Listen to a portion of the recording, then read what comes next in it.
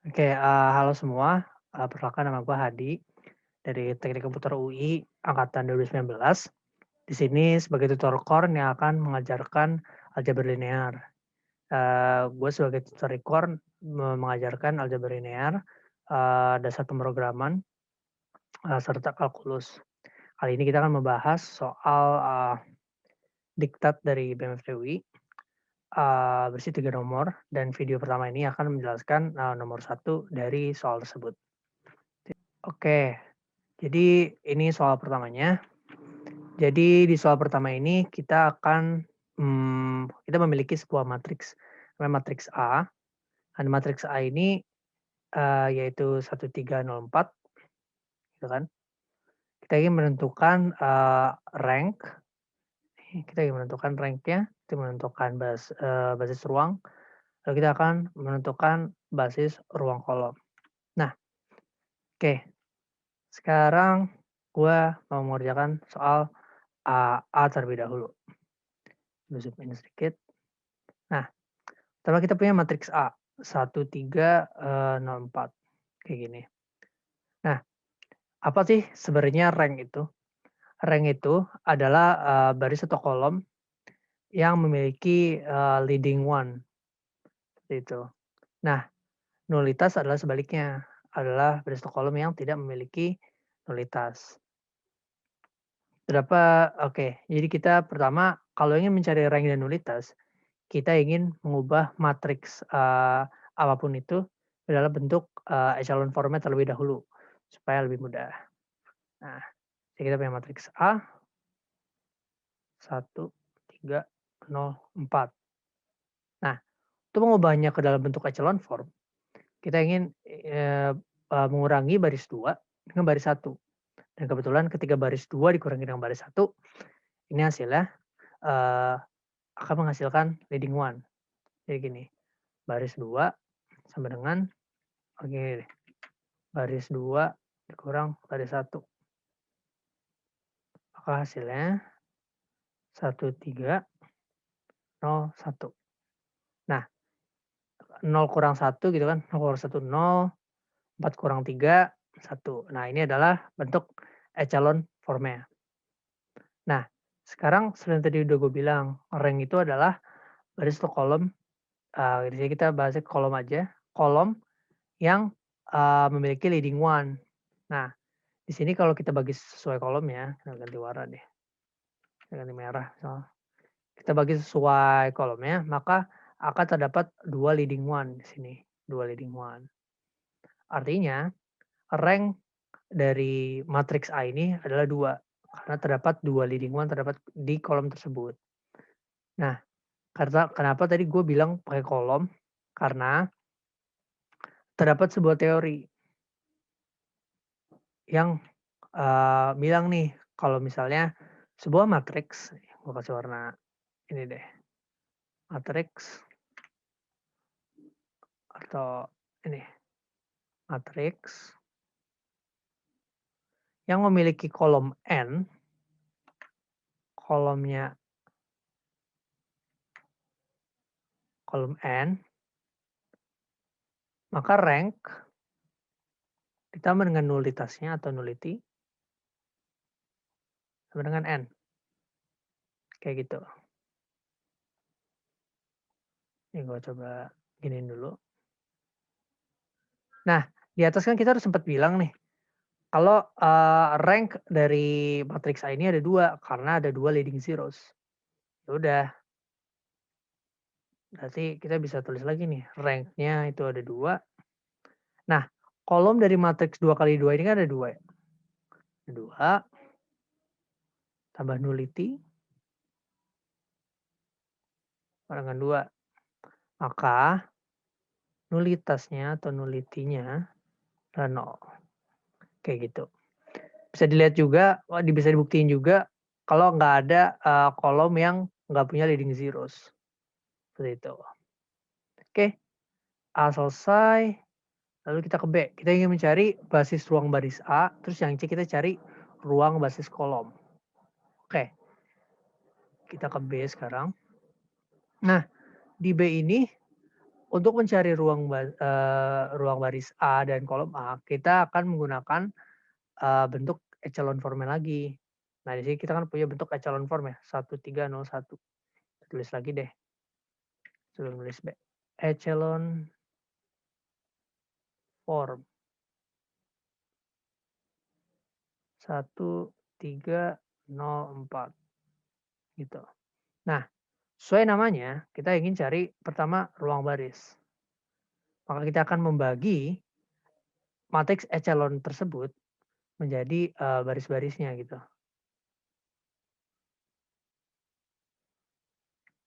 Nah, kalau kita bagi dia sebagai baris, maka gue bisa bilang baris 1, gitu kan. Baris 1 itu 1,3, baris 2, oh ini bukan echelon form, sorry. Echelon form-nya itu 01.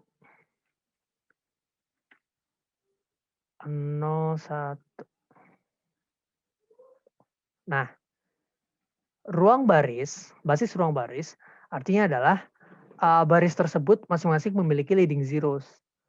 Nah, kalau misalnya baris tersebut, nggak punya leading zeros, artinya dia itu nggak termasuk, dari basis ruang baris, kayak gitu.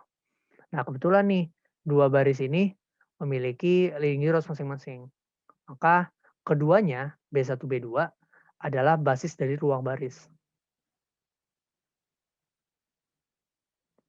Basis ruang baris. B1, B2. Nah, contohnya apa sih, matriks yang misal punya 3 baris, tapi, basisnya itu cuma 2. Nah, misal aku punya matriks namanya matriks U. Dia tuh punya gini nih, 1, 3, 2, 0, 1, 2, terus di sini 0, 0, 0, 0 misal. Nah, kalau kayak gini, barisnya kan ada 3 nih, ada baris 1, ada baris 2, ada baris 3. Tapi karena cuma baris 1, ganti warna. Tapi karena cuma baris 1 dan baris 2 yang memiliki leading one, maka, ya basis dari ruang baris itu cuma B1 dan B2. Meskipun ada 3 baris di sini, kayak gitu. Oke, sekarang kita ke bagian yang C. Yang C di sini kita mau nyari basis ruang kolom. Lihat lagi matriks echelon form-nya, kita pakai ruang kolom K1. Nih, echelon form-nya, berarti kolom 1 itu 1, 0, 1, 0, kolom 2-nya 3, 1. Nah, kayak gini.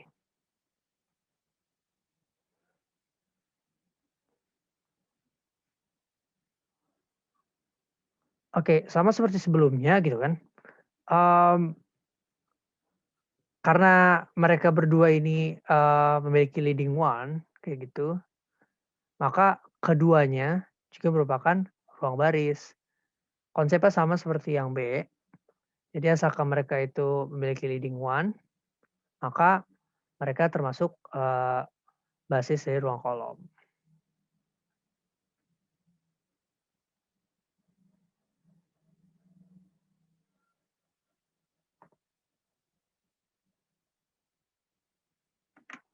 Seperti itu. Oke, jadi kita coba review lagi dari awal. Jadi pertama kita ingin mencari, sebuah matriks gini, A1304. Kita ingin mencari rank dan nulitas, basis ruang baris, dan basis kolom A. Pertama harus kita lakukan adalah kita mengubah ke bentuk echelon form-nya. Setelah kita ubah ke bentuk echelon form, kita dapat mencari rank dan nulitasnya dengan menggunakan teori ini. Matriks kolomnya misal jumlahnya n, maka rank tambah nulitasnya itu, sejumlah kolomnya gitu kalau dijumlahin. Kita cari rank-nya dulu, cari leading one-nya untuk kolom, lalu kita dapat mencari nulitasnya. gitu. Selanjutnya untuk mencari ruang baris dan ruang kolom sama aja. Kita bentuk echelon formnya dulu, terus kita cari nih yang mana yang ada leading one-nya, ya udah itu bakal jadi, ruang barisnya. Dan hal yang sama berlaku juga ke ruang kolomnya. Jadi kita basis, ruang kolom sama dengan K1, K2. Seperti itu. Nah, terima kasih udah menonton pembahasan ini.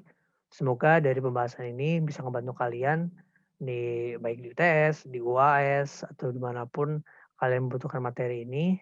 Sangat bermanfaat. Jangan lupa untuk pesan kelas di KORN karena banyak banget mata kuliah yang cover mata kuliah yang ada di perkuliahan kalian. Kayak gitu. Jangan lupa ajak teman-teman juga untuk belajar di KORN. Bye-bye.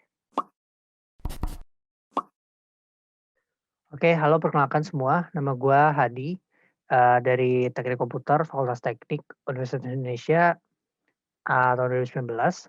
Jadi gue akan melanjutkan pembahasan soal nomor 2 dari 3 soal UAS Fakultas Teknik Universitas Indonesia mata kuliah aljabar linear yang merupakan salah satu mata kuliah yang gue ajari dengan gue sebagai tutor di KORN. Selain itu gue juga memberi tutor untuk kalkulus dan dasar pemrograman. Oke, jadi di sini ada soal nih. Jadi nomor 2, transformasi P2 ke P4, petakan P2 P4 dengan formula ini. Terus kita ingin membuktikan apakah dia transformasi linear dan one to one. Oke. Jadi sebenarnya ada 2 cara untuk kita mengecek apakah dia itu sebuah transformasi linear atau bukan gitu.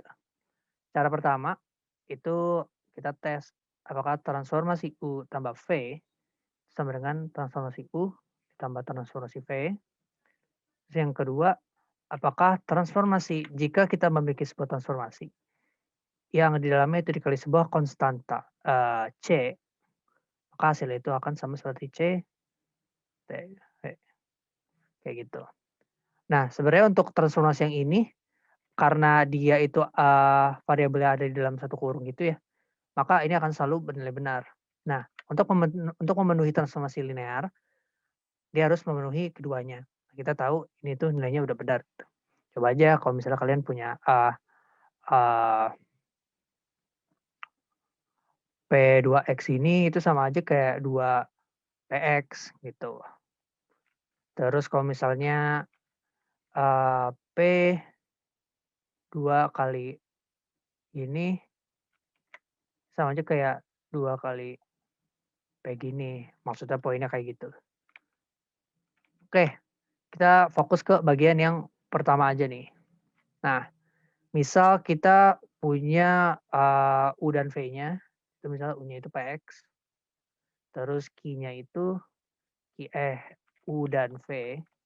Kita punya U dan V, ininya QX.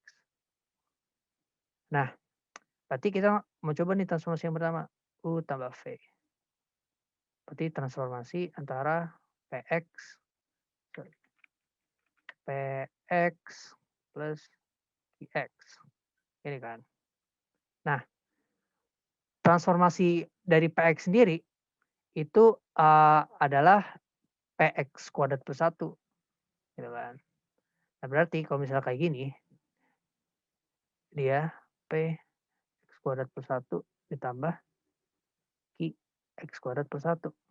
Nah, yang ada di dalam sini, karena dia sifatnya itu penjumlahan, itu bisa kita bagi. Jadi P X kuadrat plus 1. Ini, sorry. Tadi udah transformasi ya. Masa ini nggak ada ini ya. Nah, kayak gini. Nah, ini hasil transformasi dari keduanya nih. Nah, hasil transformasi ini kan sebenarnya dipisah sama tanda tambah gitu kan.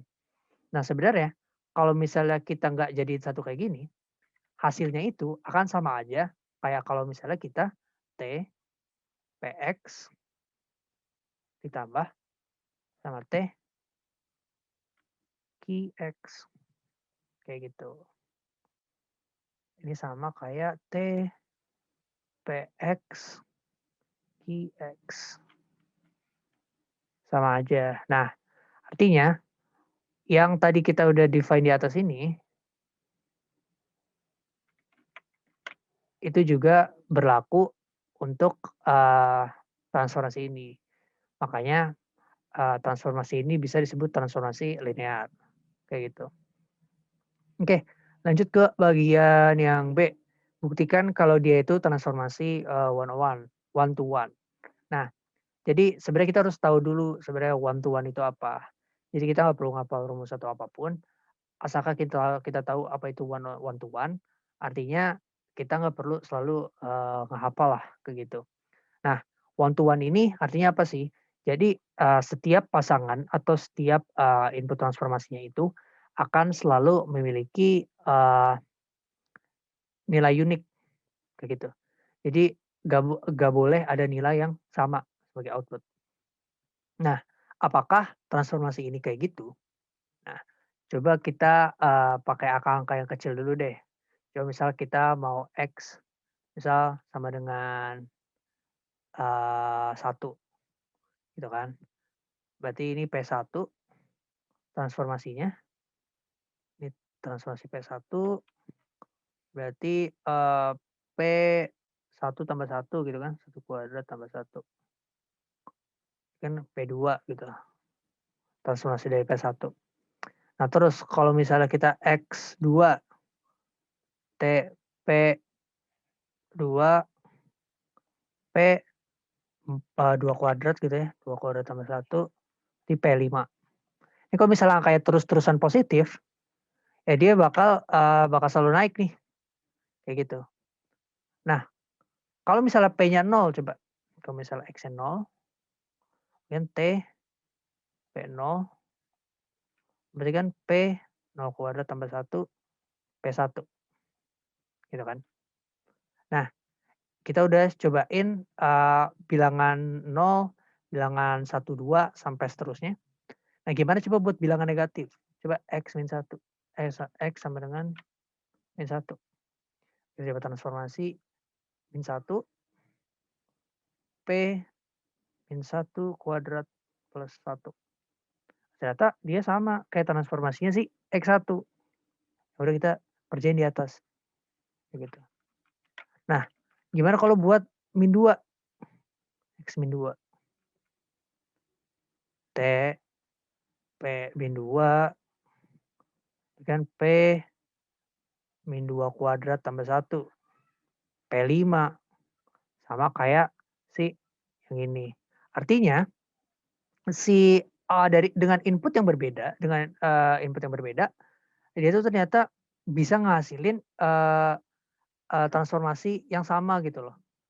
Nah, indikasi-indikasi ini yang menandakan kalau dia itu tidak terbukti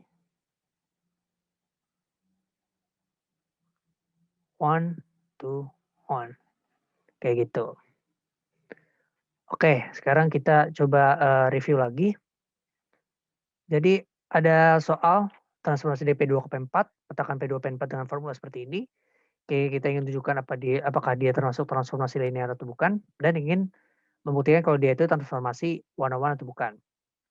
Nah, ada 2 syarat yang harus dipenuhi untuk transformasi linear. Pertama, sifatnya kayak gini, kalau misalnya kita PT U plus V harus sama seperti transformasi U ditambah transformasi V. Misalnya kita punya transformasi sebuah konstanta dikali V, maka harus sama dengan konstanta dikali transformasi tersebut. Kita udah tahu nih kalau misalnya CTV untuk kasus transformasi ini itu bakal sama aja karena PX gitu kan. Nah, kita lebih fokus ke ya gua kotak ini nih. Ternyata setelah kita lakuin apa yang di atas, hasilnya ternyata sama aja gitu. Baik transformasinya digabung atau transformasi secara terpisah. Maka dia itu transformasi linear. Dia terbukti transformasi linear. Nah, yang kedua kita mau bukti apakah dia itu nilainya termasuk one to one. Tadi yang gue bilang one to one itu dia output itu nggak boleh sama siapapun. Nah, ternyata setelah kita tes, meskipun caranya agak ngulik gini, ternyata dia itu juga memiliki nilai lain yang juga hasilnya sama transformasinya. Ini kalau misalnya kalian notice juga, hasil transformasi ini kan X kuadrat plus 1. Kayak sebuah kuadrat gitu, sebuah kurva kuadrat. Artinya, kurva kuadrat tersebut pastinya akan memiliki 2 nilai yang outputnya akan selalu sama. Makanya dari mana transformasi ini tidak terbukti one to one. Seperti itu. Oke, terima kasih udah menonton part 2. Semoga bisa membantu UAS kalian dalam materi transformasi. Jangan lupa untuk pesan kelas di Korn, karena di Korn banyak banget tutor yang bakal bisa ngebantu kalian untuk mata kuliah yang kalian sedang ingin pelajari. Thank you.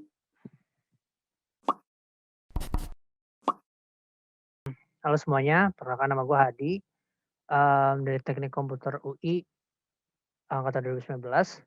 Di sini gue akan menjelaskan untuk soal terakhir, yaitu soal nomor 3 dari pembahasan soal UAS Aljabar Linear yang merupakan salah satu mata kuliah yang gue ajari di Korn, berbarengan dengan dasar pemrograman serta kalkulus. Untuk soal nomor 3 ini, jadi ada soal nih, didefinisikan transformasi dari matriks 2x2 ke polinomial dengan derajat 2 dengan transformasi A, B, C, D menjadi ini. Ada 3 soal. Tentukan apakah T transformasi linear dari M22 atau matriks 2x2 ke polinomial dengan derajat 2. Terus jabarkan pembuktiannya. Tentukan kernel dan range. Terus tentukan apakah dia one to one atau enggak. Oke. Kita akan menggunakan cara yang sama untuk bagian A.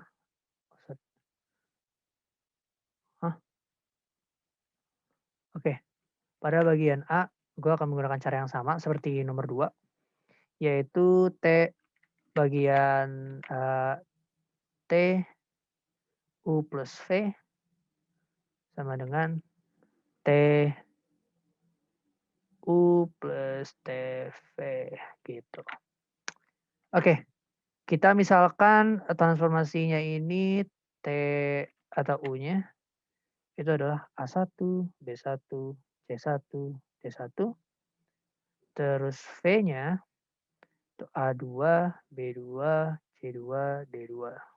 Nah, ya udah, langsung aja nih kita transformasiin.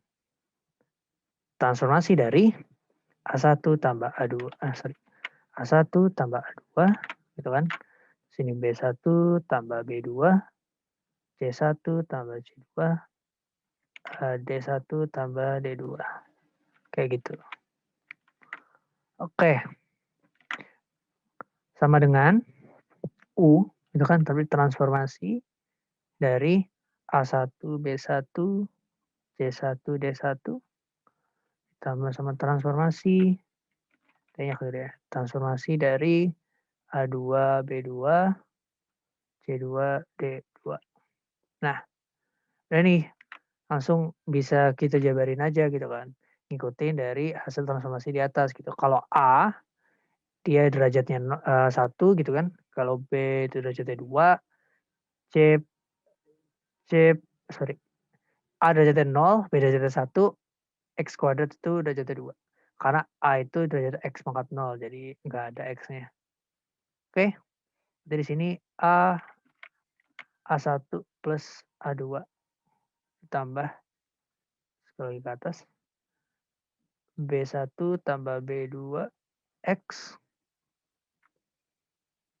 tambah dengan C1 tambah C2 tambah D1 tambah D2 X kuadrat.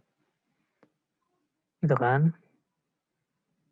Sama dengan, kita taruh di bawahnya, A1 tambah B1 X ditambah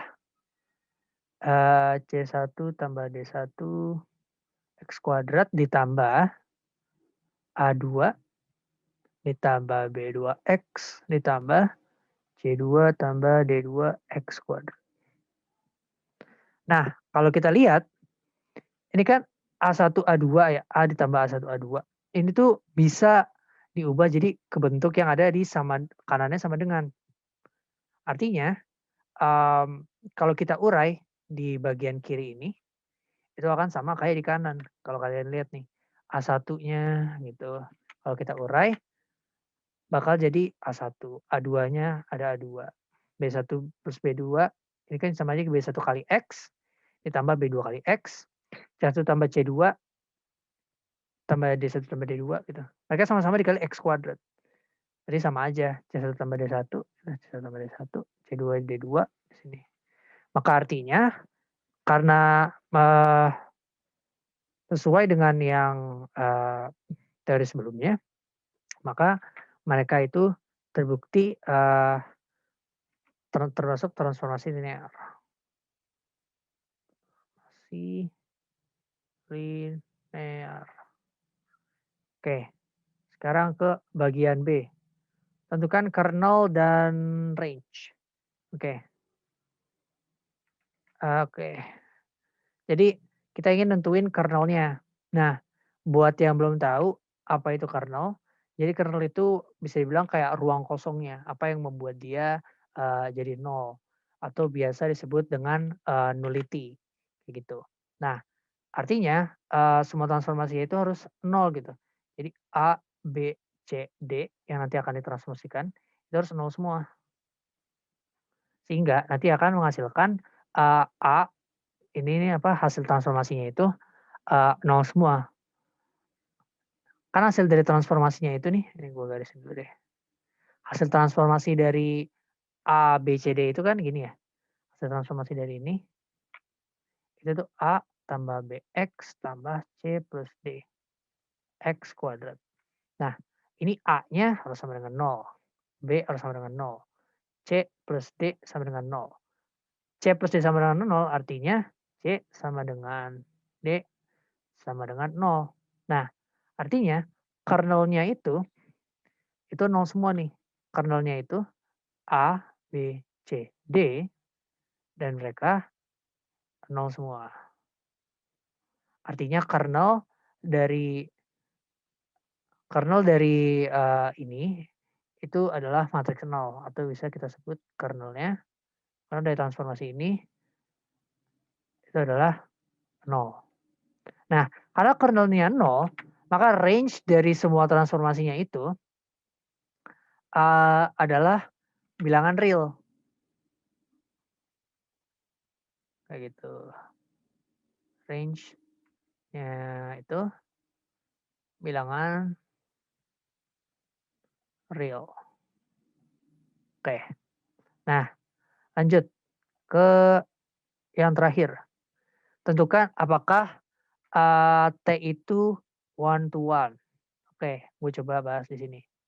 Nah, jadi buat kalian yang belum tahu, jadi ada sebuah teorema nih. Nih, gue coba kasih lihat dulu teoremanya. Mana teoremanya? Oke. Tulisan ke bawah dulu. Nah, ini teoremanya. Misal kita memiliki matriks n kali n, yaitu persegi. Nah, dia transformasi dari Rn ke Rn, gitu kan. Nah, semisal dia itu akan 4 statement ini itu akan berlaku jika salah satunya itu terpenuhi gitu. Nah, kita tahu nih kalau misalnya dia itu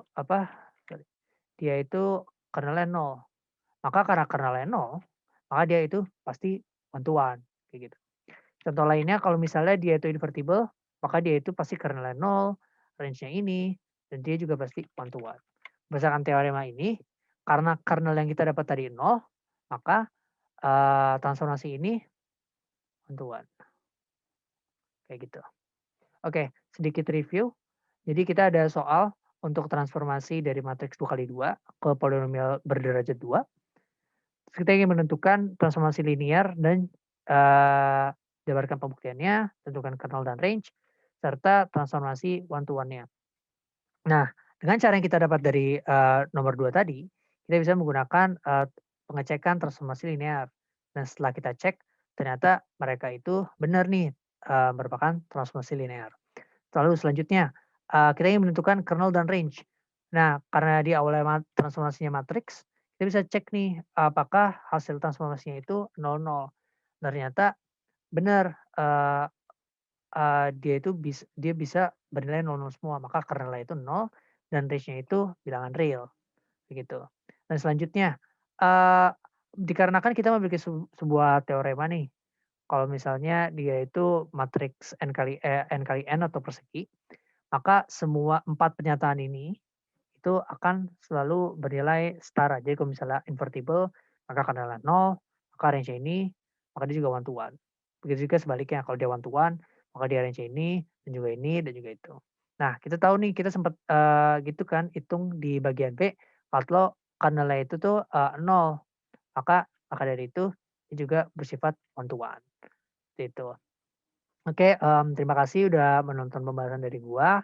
Semoga dapat membantu kalian di UAS bagian transformasi linear, pengecekan kernel dan range, serta di bagian, pembuktian dari transformasi linear, onto dan one to one.